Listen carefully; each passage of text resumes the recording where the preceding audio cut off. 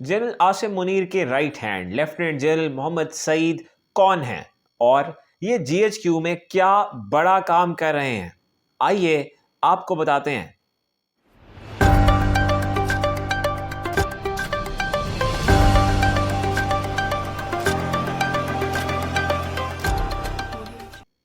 नाज़रीन, lieutenant general Mohammad Saeed general Asim Munir के right hand माने जाते हैं। वो इसलिए कि ये इस वक्त उस मनसब पे बैठे हैं जिस पे बैठा हुआ शख्स उमूमी तौर पे फौज को चला रहा होता है। डायरेक्टिव्स, डायरेक्शंस, इंस्ट्रक्शंस तो चीफ ऑफ आर्मी स्टाफ की होती हैं, लेकिन चीफ ऑफ जनरल स्टाफ वो मनसब है जिस पे बैठी हुई शख्सियत, जिस पे बैठा हुआ 3 सितारों वाला लेफ्टिनेंट जनरल, वो हकीकत में फौज को चला रहा होता है। ये है लेफ्टिनेंट जनरल मोहम्मद सईद, जिनका ताल्लुक पाक फौज की सिंध रेजिमेंट से है। ये बतौर डीजी रेंजर्स सिंध काम कर चुके हैं, आईएसआई में बतौर डीजी एनालिसिस काम किया है, फिर नेशनल डिफेंस यूनिवर्सिटी इस्लामाबाद के प्रेसिडेंट रहे हैं और इस अपॉइंटमेंट से पहले कोर कमांडर कराची रहे हैं। अब की बात करें तो ये चीफ ऑफ जनरल स्टाफ यानी सीजीएस कहलाते हैं। इनके और जनरल आसिम मुनीर के माबैन एक बड़ा खूबसूरत ताल्लुक है। वो ताल्लुक ये है कि ये दोनों पाकिस्तान मिलिट्री एकेडमी काकूल से ग्रेजुएट नहीं हुए हुए,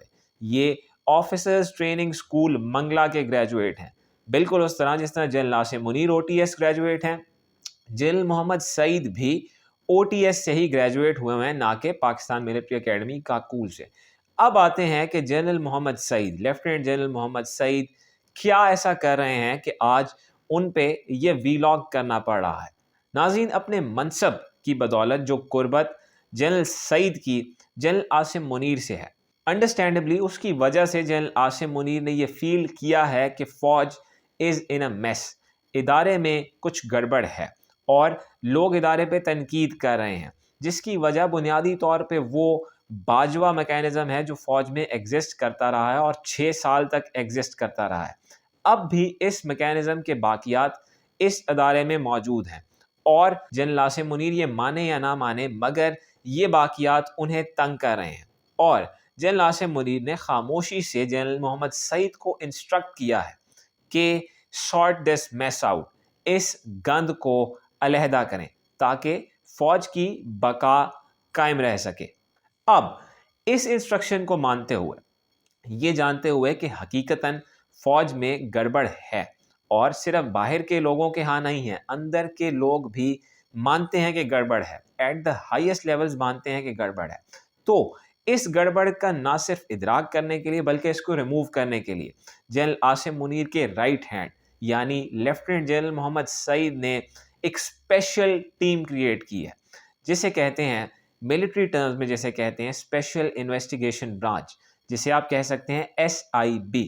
ये एसआईबी ये एक स्पेशल हाई पावर्ड कमेटी है, एक हाई पावर्ड टीम है जिसको कुछ ख़ास मकासद के तहत इख्तियारात दिए गए हैं कि आप उस मेस को, उस गंद को, उस गुबार को जो कि अदारे के अंदर मौजूद है और इसे मज़ीद ताफ़ुन ज़दा कर रहा है, इसे मज़ीद बदबूदार कर रहा है, इससे लोगों से मज़ीद मुतनफ़िर कर रहा है, उसे इदारे से अलहदा करें। ये हाई पावर्ड कमेटी, इसका काम है कि उन शख्सियात की इंक्वायरी, इंटेरोगेशन और इन्वेस्टिगेशन करें जिन पे ये इल्ज़ाम है कि वो कहीं ना कहीं उस सर्कल में फ़िट होते हैं, उस लूप में फ़िट होते हैं जिसके तहत वो वाक़यात अंजाम दिए गए हैं जिसके नतीजे में पाकिस्तान आज अदम इस्तेहकाम का शिकार है और अदारे की साख मुतासर हुई है। यहाँ आपको ये भी बताता चलूँ कि इसी तरह की एक special investigative branch, special investigation branch SIB, वो साल 2012 में भी तख्लीक की गई थी। ये वो दौर है जब जनरल अशफाक परवेज़ कियानी बतौर आर्मी चीफ काम कर रहे हैं और जनरल शुजा पाशा बतौर डीजी आईएसआई काम कर रहे हैं। तब की बात है, सितंबर 2012 की बात है कि इसी तरह की एक एसआईबी क्रिएट की गई और उन अफसरान के ख़िलाफ़ क्रिएट की गई जिन पे कुछ माली बेज़ाब्तगियों के संगीन चार्जेस थे। अखबार डॉन में शाया होने वाली ये खबर साल 2012 के दिसंबर की 1 तारीख को शाया हुई है, जिसमें सितंबर के उन्हीं वाक़यात का जिक्र है जिसमें स्पेशल इन्वेस्टिगेशन ब्रांच एसआईबी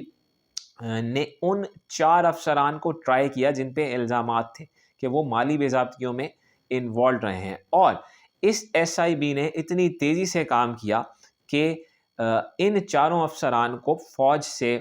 ان کی ایل انٹینٹ شامل ثابت ہونے پہ اور ان کی غلط سرگرمیاں ثابت ہونے پہ انہیں پاک فوج سے سیک کیا گیا، برخاست کیا گیا، ہٹایا گیا۔ اب ایک ایسی ہی special investigation branch S I B lieutenant general Muhammad Saeed کے آرڈرز پہ کریٹ کی گئی ہے، اور جی ایچ کیو کے اندر یہ بہت بڑے پیمانے پہ لوگوں کو انویسٹیگیٹ کر رہی ہے، لوگ جن کا تعلق ادارے سے بھی ہے اور حساس اداروں سے بھی ہے، سب کو انویسٹیگیٹ کر رہی ہے، اور they are trying to figure it out کہ where is the actual mess lying. 2-3 محاذ ہیں جن پہ یہ اسپیشل انویسٹیگیشن برانچ بہت تیزی سے سرگرم ہے،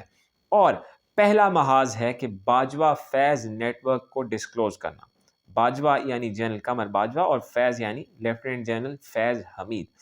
ان دونوں کے نیٹ ورک سے متعلق میڈیا میں بہت سی باتیں ہو رہی ہیں، اور یہ بات اب کسی سے ڈھکی چھپی نہیں ہے کہ دونوں کے نیکسس نے پاکستان کے اہم ترین ادارے کو بہت ٹھیس پہنچائی ہے۔ آپ پرو جنرل فیض ہوں یا اینٹائی جنرل فیض، یہ آپ کو ماننا پڑے گا کہ ان کے بطور ڈی جی سی اور D G I S I ہونے کے دور میں پاکستان میں بہت سی مشکلات کریٹ ہوئی ہیں، اور اب ان مشکلات کو ختم کرنے کے لیے، ان کا تدارک کرنے کے لیے lieutenant general Saeed at the orders of general Asim Munir سرگرم ہوئے ہیں، ایکٹیو ہوئے ہیں۔ اب باجوہ فیض نیٹ ورک کے باقیات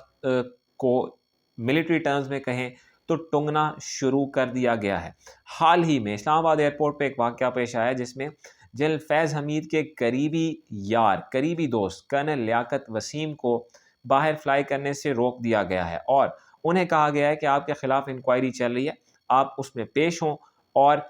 وہاں آپ سے پوچھے گئے سوالات کے جواب دیں۔ بالکل اسی طرح کرنل آصف بٹ، جو کہ ایک زمانے میں نیب میں رہے ہیں، پھر پی سی بی ٹرانسفر کیے گئے ہیں اور جنرل فیض کے بہت قریب رہے ہیں، ان پہ بھی یہ اسپیشل انویسٹیگیشن برانچ بہت کام کر رہی ہے، ان سے بھی انکوائریز ہو رہی ہیں۔ پھر ایک اور نام آتا ہے جو کہ بریگیڈیئر خالد فہیم کا نام ہے، وہ بھی انویسٹیگیٹ ہو رہے ہیں۔ اب آ جائیں ان دو شخصیات پہ، یعنی جنرل باجوہ اور جنرل فیض، ان پہ بھی منی لانڈرنگ کے الزامات عائد کیے جاتے ہیں۔ مجھے نہیں پتا کہ ان میں کتنی صداقت ہے، کس حد تک سچ ہے، کس حد تک جھوٹ ہے، مگر ان پہ منی لانڈرنگ کے الزامات ہیں، اور یہ special investigation branch S I B انہیں بھی انٹیروگیٹ کر رہی ہے۔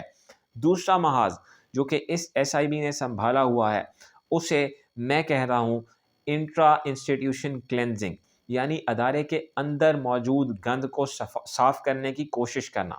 کر پاتے ہیں یا نہیں اس میں نہیں جا رہا، لیکن کوشش کرنا۔ اور اس میں ایک آئی ایس پی آر کے بریگیڈیئر، انہیں حال ہی میں سیک کیا گیا ہے۔